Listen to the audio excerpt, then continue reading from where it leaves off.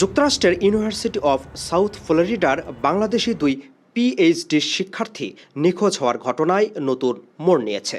তাদের একজনের মরদেহ উদ্ধার করা হয়েছে। এ ঘটনায় গ্রেপ্তার হয়েছেন তারই রুমমেট। শুক্রবার সকালে পুলিশ জামিল লেমনের মরদেহ উদ্ধার করেছে হাওয়ার্ড ফ্রাঙ্কলিন ব্রিজ থেকে। তবে এখনও নিখোঁজ রয়েছেন একই বিশ্ববিদ্যালয়ের আরেক বাংলাদেশি পিএইচডি শিক্ষার্থী নাহিদা সুলতানা বৃষ্টি। শেরিফ অফিস জানিয়েছে, বৃষ্টিকে খুঁজতে ডাইভ টিম সেতুর আশপাশে তল্লাশি চালাচ্ছে।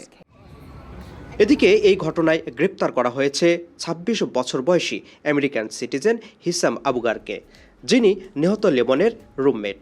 পুলিশ জানায়, লেক ফরেস্ট কমিউনিটি এলাকায় একটি বাড়িতে অভিযান চালিয়ে তাকে আটক করা হয়। তার বিরুদ্ধে আগেও অপরাধের রেকর্ড রয়েছে। The suspect's name is Hisham.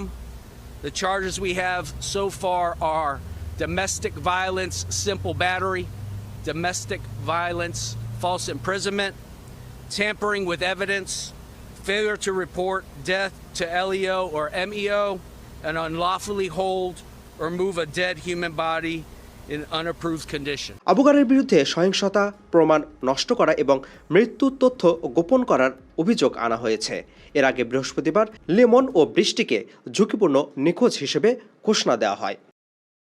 নিহত জামিল লেমন পরিবেশ বিজ্ঞানে কৃত্রিম বুদ্ধিমত্তার ব্যবহার নিয়ে গবেষণা করছিলেন।